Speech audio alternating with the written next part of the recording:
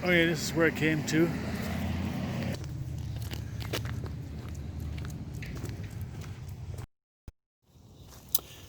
Here we are at the river, and I'm gonna pan for gold, just to say that I did. Probably won't find anything, but I know the places to look. You gotta look for black sand, and you gotta look at just the right kind of bend in a river on a certain bank of the bend, left or right kind of thing. On the inside bank or outside bank, you got a more chance of finding it there. And if there's a change in flow from it widens, so it's from a narrow to a wide flow, then you have more chance of finding it.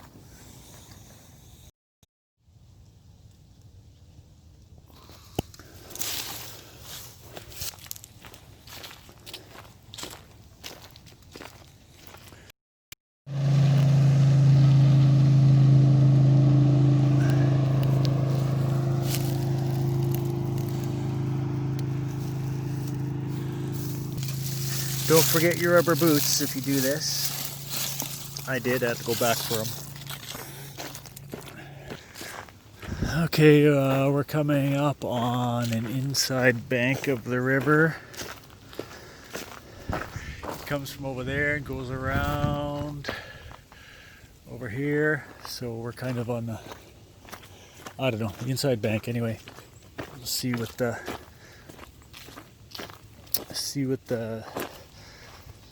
gravel, sand, whatever looks like.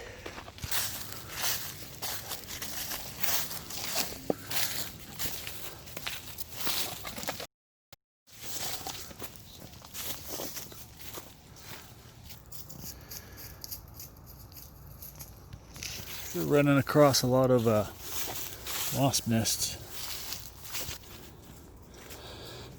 Easy access to the river here. Somewhat easy. It's okay for me, but we'll see how he does. Okay, fisherman over there, fisherman over there. I think I'll go past that guy. Okay, from what I saw on researching it on YouTube from a guy that seems to know what he was talking about, how the river curves and the heavy stuff is deposited on the inside curve. So maybe down there past that guy, and it's still curving here. The width of the river when it's like narrow, it's faster, and then when it opens up wider, it starts to slow down. And I imagine that'd be a good place where it widens up and curves on the inside of the curve there. And if there's black sand, supposedly, those are the three best, I think, the three best things to look for. So, I don't know, maybe right here would be a good spot to try. I guess, for lack of a better place, I think I might try here. Right over there, under this tree. Still curving here. Plus, this is a good walk for him.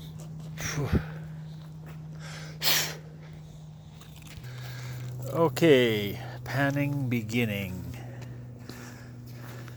I don't know where to start, over there or here.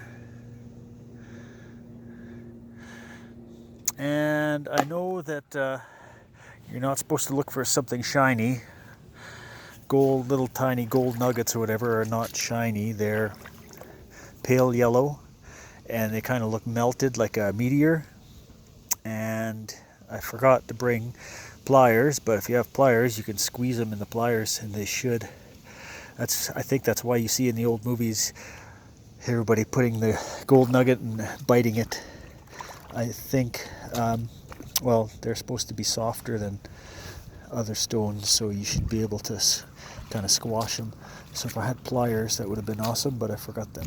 So anyways, we'll try here. Sometimes you find cool rocks for your terrariums or whatever you got.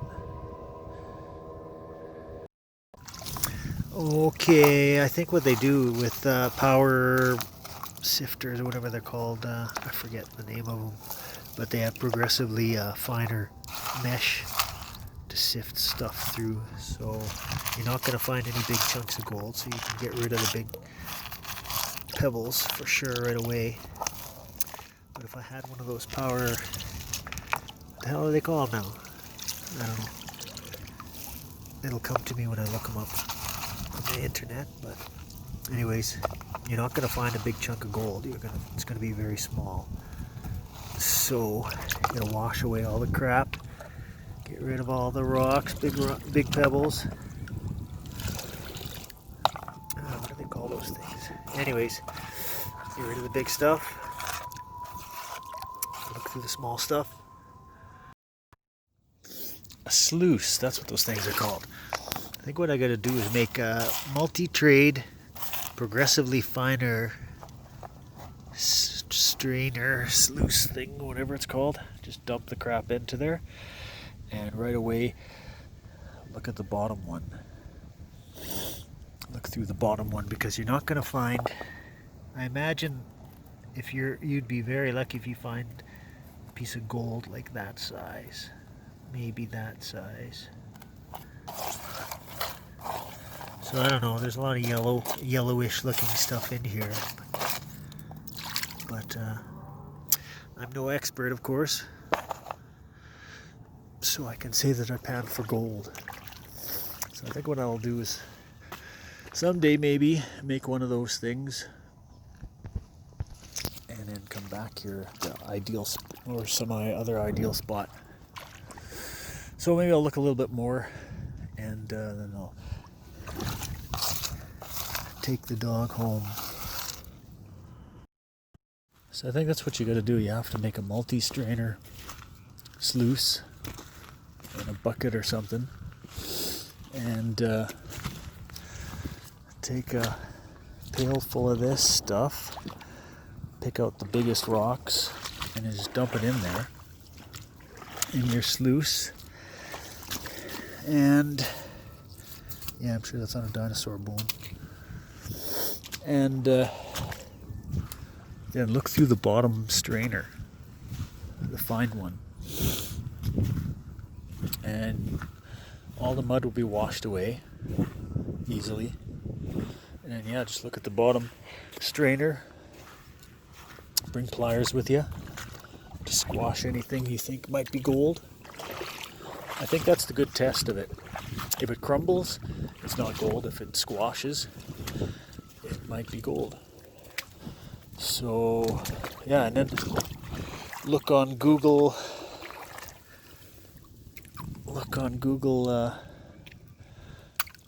Street View or Google Earth, and look at the river and find the right curve in it, and look at the width of the river, and if it's going from wide to narrow and on a curve, go check that place out. I think the inside curve is what you're supposed to be looking for on a situation like that.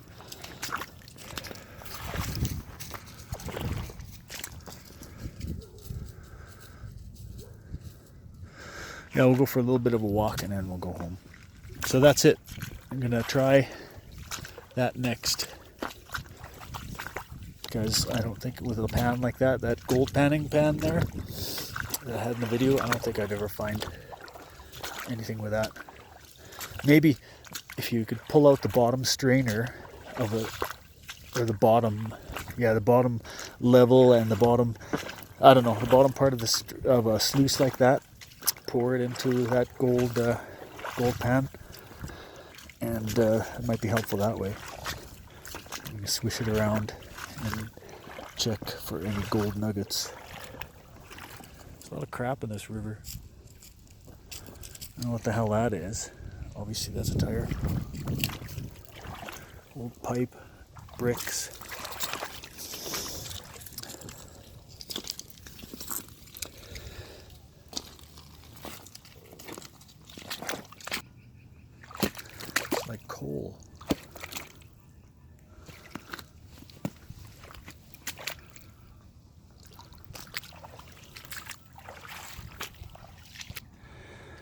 second one I found like this.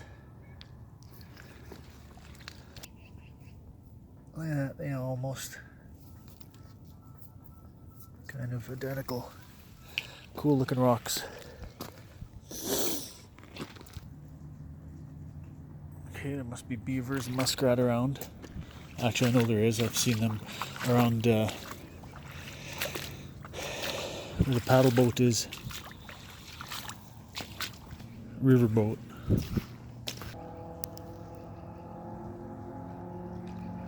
Oh, that's a car. I thought it was a boat.